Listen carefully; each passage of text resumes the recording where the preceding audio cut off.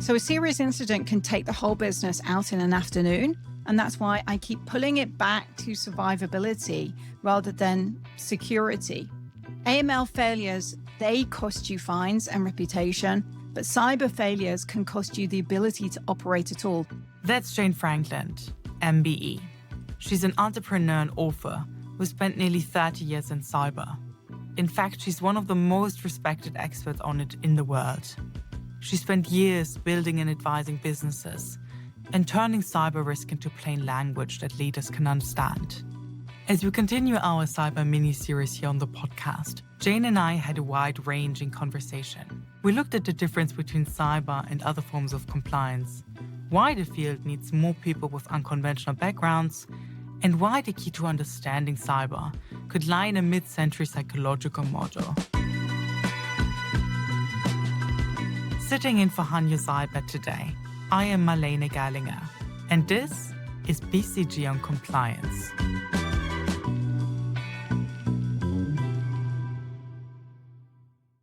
Hi, Jane. Welcome to the podcast. Could you give the audience a quick introduction of who you are and how you spent nearly 30 years in cyber? Yeah, it's so good to be here. Thank you so much for having me. So this is really hard, actually, because there are so many ways that I can describe myself. But right now, I'm describing myself as someone who is really all about cyber for survivability. So I'm a strategist, I'm a bridge, and I'm an advocate. And the bridge part is really important. It really matters because I spend so much of my life and time in my career, like moving between so many different worlds that don't naturally speak the same language. So that could be with journalists, it could be with analysts, executive, chief information security officers, boards and vendors. So I spend a lot of the time translating between these different groups of people, and I would say creating win-win situations. A big part of why I wanted to talk to Jane today is her unconventional entry into the industry. I was always kind of like taught to follow my passion, and I was good at art. So my parents said, like, if you want to do it, go do it. So I actually chose woven textile design. So I have a degree in woven textile design. And for so many years, I avoided letting anyone know because I was slightly embarrassed about it because it didn't come from a tech background. But I still, even though I said, I'm about cyber for survivability, I'm a strategist and an advocate and a bridge, I actually really identify still as a designer because that's really what I'm doing. I'm designing solutions to help. Certainly in this case, we're talking about cybersecurity, cyber to do better. And it's shown up in so many different ways. But essentially, that's how I came into the industry, from having a background in art and design. And yeah, it's fun, it's creative. And I use my creative skills, not necessarily to like design patterns anymore, or certainly to weave, but I look for patterns and trends. And I tend to see that quite easily. Now, maybe that's because I have this ability to spot things quite easily and to kind of see trends and patterns.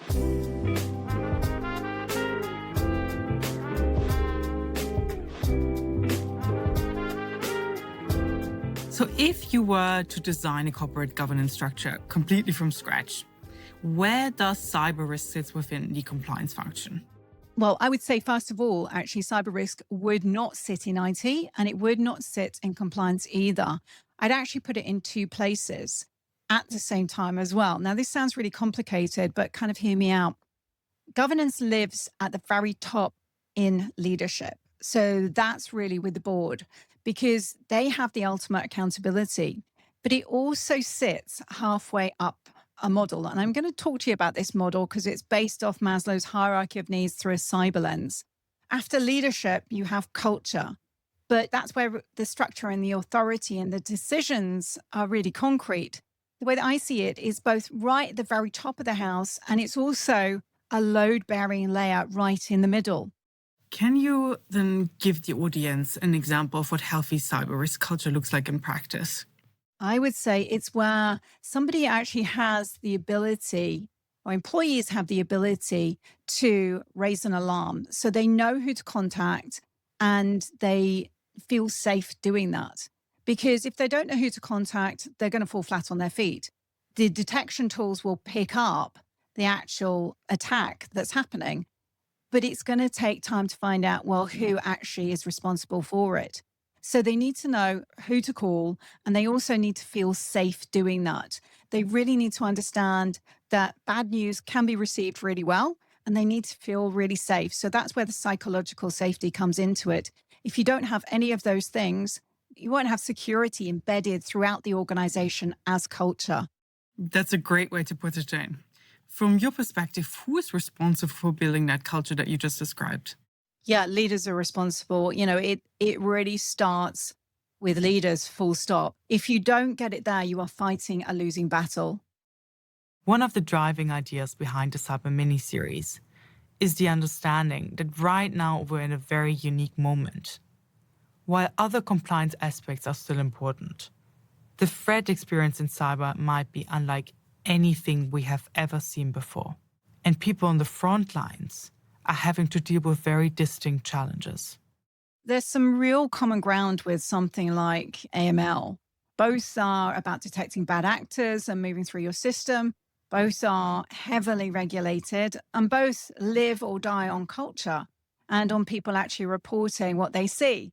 The other thing I would say is both suffer from the same disease, that temptation to treat the regulation as the goal or to comply your way to a false sense of safety. But I think really the fundamental difference is that cyber has an adversary who is actively adapting against you in real time. Whereas your money laundering typologies, they evolve, yes, but they do that quite slowly. And the rulebook can more or less keep pace. Whereas in cyber, the moment you deploy a defense, someone somewhere is working out how to get around it.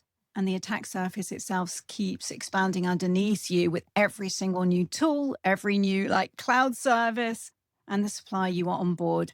It's dynamic, it is intelligent in a way most compliance risks aren't. And it's also faster and it's also more existential. So a serious incident can take the whole business out in an afternoon. And that's why I keep pulling it back to survivability rather than security.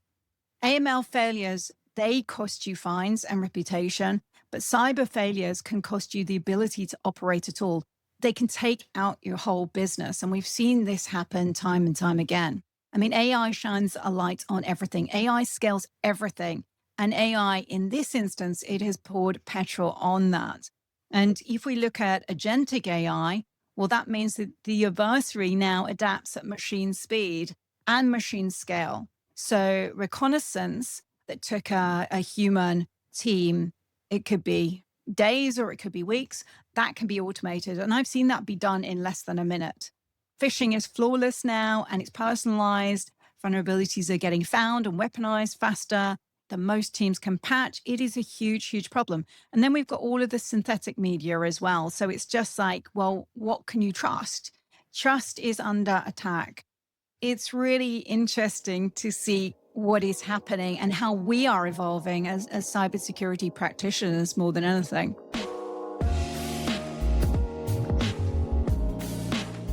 One of the key innovations Jane is suggesting is that Maslow's hierarchy of needs might be a useful framework for understanding and assessing cyber risk. If you're not familiar with it, Maslow's hierarchy of needs is a model that says people have to satisfy basic needs first, so things like safety, health, and shelter, before they can chase self-esteem or self-actualization. It's normally a pyramid with physical needs at the bottom, underpinning all other emotional goals. I wanted to find out more how this relates to cyber risk.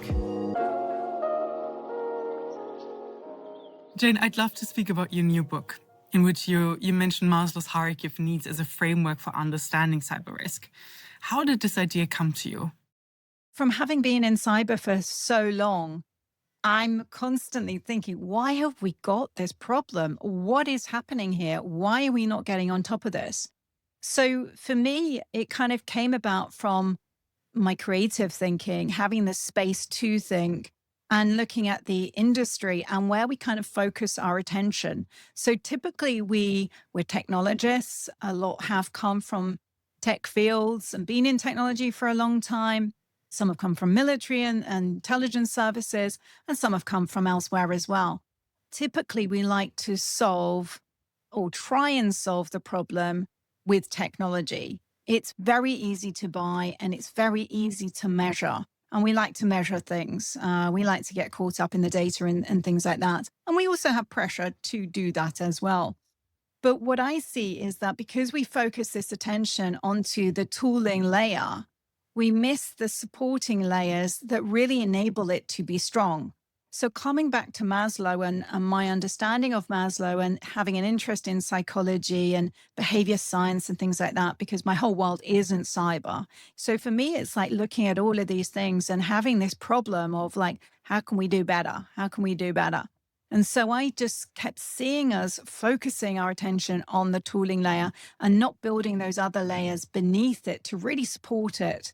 So those layers of, if I'm talking in practitioner's language or to practitioners, then I would say leadership, culture, governance, then have the tooling layer, the defense layer, and then on top of that, collaboration.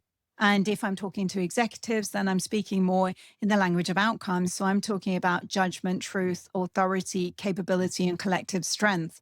So it's like, a house built on sand or a stack of cards. It doesn't have those firm foundations. So we need leaders to really understand this, to level up. We need that governance layer. They are responsible. The board is responsible for that. So we need them to level up and start asking better questions so that they can pay attention and do a better job of governance. In Maslow's pyramid, we have physical needs at the base. But if we follow Jane's theory and map that same model onto cyber risk, culture and strong leadership serve a similar function. We can't achieve our higher level goals for cyber risk without securing that base first. If we don't make sure that leadership and culture are strong, it does not matter how many innovative tools you have. The pyramid will not hold up.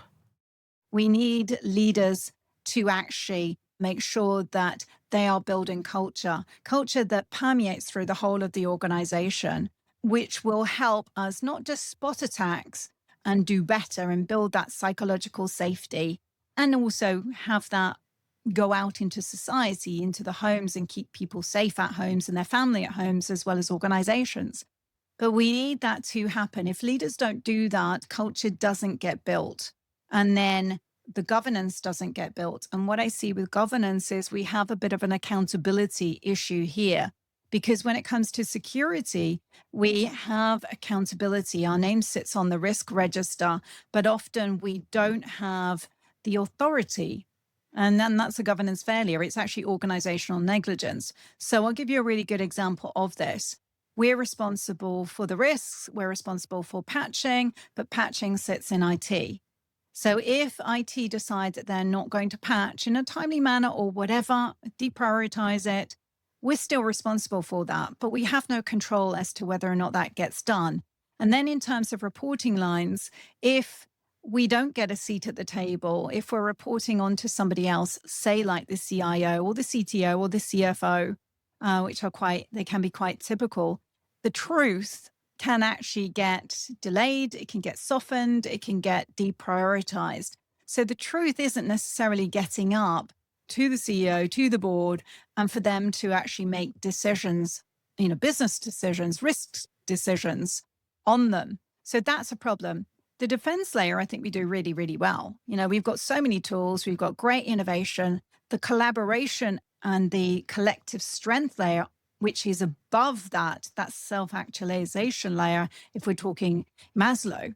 We do a pretty good job of that. We can improve on all of these layers, even the ones that we do pretty well on, but we need to be sharing more. And I see some companies do a really good job of this, and I see other ones just knowledge hoard, and they don't share what has happened for various reasons. And because of that, we don't do as well as we can do. So coming back to Maslow, what Maslow called out during the mid-century was that psychology was focused on what doesn't make people thrive, the sick half. For security, we focus too much on vulnerabilities and threats and controls. We haven't focused on that operational capability that is required to withstand an attack. So to withstand, to hold strong and to bounce back, with minimal damage and impact and cost. Such a complex issue. From your point of view, Jane, what would you consider best practice in terms of enhance or leveling up leaders and enhancing accountability? Oh, that's a really good question. I would say, training for a start. So, training is a really good place to start, but you can't just leave it with training. So, a lot of the time I'll see leaders go through training, but they don't have the embedding, they don't have the support. So, when you couple that with coaching or mentoring or even just effective management, then you can embed that leadership training. A lot of the time they're just left to it. They might do a 1 day course, or it might be a few more days, and then it's just forgotten because leadership training, rather, without that embedding, that coaching, that mentoring, that management is really just entertainment. So if you just have training, it doesn't stick. And what happens over time is you get into bad habits and you forget. And that's why you need some kind of constant refresh, someone to hold you accountable to effective leadership. And so much of the time I see leaders having a leadership title, but very, very rarely leading. So I would say make it fun, make it relevant, and make sure that it happens and make sure the leadership training is supported after so that it can be constant. You want to be always sharpening your saw, as you go along, not letting it get blunt. And a lot of the time with leadership, I see it get blunt. I see bad habits form. So a really good example of this is if you have a leader who is absolutely fantastic about bringing revenue in, they're one of those rainmakers and companies love them. And a lot of the time they'll walk on water. And we see this a lot in the consultancies. But there can be some really, really ugly behavior that happens with those leaders. And that's tolerated because they're bringing the money. But if those behaviors are tolerated, it becomes culture. And then it sends a very strong signal out to other members of the team, juniors coming up through the ranks, wanting to move into management, into those leadership roles. And it just enforces that, oh, I can do that too. So long as I bring in the revenue, I can do that too.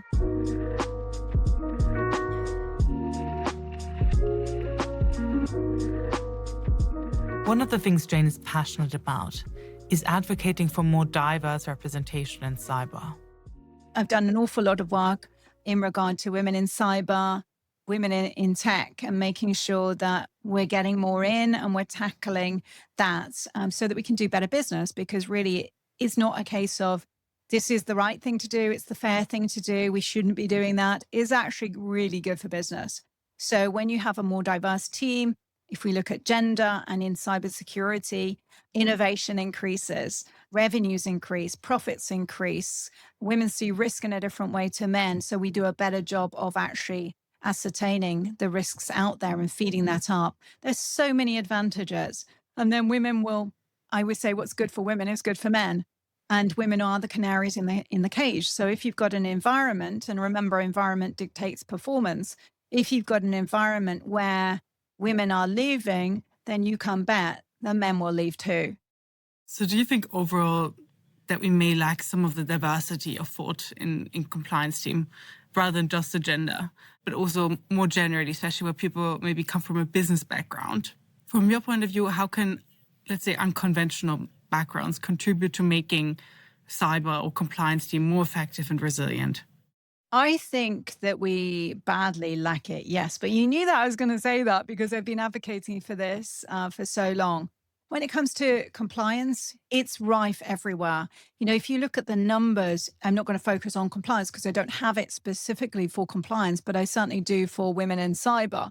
And if we look at women in cyber in the UK, the numbers sit around 17%. And that's an Ipsos Mori report, and they do that year after year. So it's a solid report, and I really enjoy reading that report, but I don't enjoy reading those stats and seeing them drop. So we need to do better. We need to have more creative thinking so that we are not biased. Being blindsided and biased is not a good thing. And inherently, as human beings, we are biased. And we can't help that because that's kept us safe for all of these years, for our whole human existence.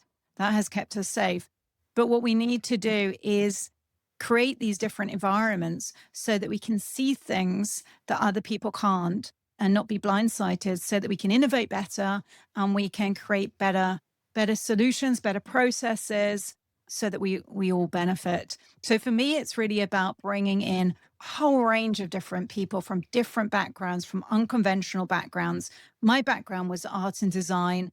I've met so many people who are from different backgrounds. A lot of them are my age because we could fall into this industry. Whereas nowadays, the younger people coming into it, even though there's been a lot of noise, I don't want to use that word, but a lot of noise about people coming in from unconventional backgrounds, not necessarily needing a degree and things like that. It's not as easy as it was when I came in. And I came in an unconventional way, and I built my own business. So I didn't have to go and get a job. I just built it. But we need people from humanities, from design, from psychology, from behavior science, from anthropology, from tech, teachers, economists, journalists. I've seen people who've come in and they've been hairdressers or bricklayers or florists. It is about getting that diversity and having minds that can think really well. And really importantly, that they have a mindset and attitude that is conducive to doing better. So wrapping up, Jane, last question. When a compliance leader is listening to this, they may have tuned in to hear what the latest best practices on cybersecurity. What is the one thing you'd bet that they're not getting right? And what can they do to change that before the end of the year? What I bet on is that they're still measuring compliance, instead of survivability. They can show you a beautiful dashboard of controls, really well implemented. They can have these amazing frameworks that are aligned, boxes ticked, but not one of those metrics actually answers the only question that matters, which is, if we get hit tomorrow, do we survive and can we keep operating? So controls in place are not the same thing as being able to take a hit, bounce back, and still keep operating. So the fix for me is, and it is genuinely doable before the end of the year, which I think is really encouraging for anyone listening to this, is to run a proper board level survivability exercise as a number one activity. And I don't mean a tabletop, an IT tabletop, exercise in a basement. I want them to get the actual decision makers in a room and walk them through a realistic, serious incident. And especially in this day and age, I would say build an AI scenario into it, as well as ransomware, because that's still extremely common.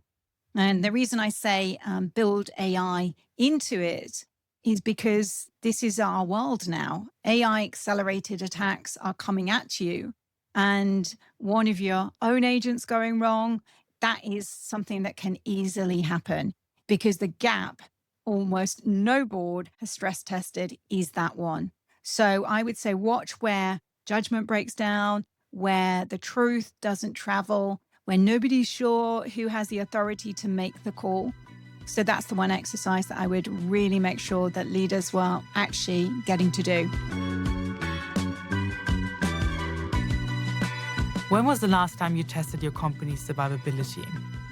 Join the conversation by connecting with us on your podcast app, writing a review of the show, or emailing us bcgonCompliance@bcg.com. I'm Marlene Gerlinger. Thank you for listening.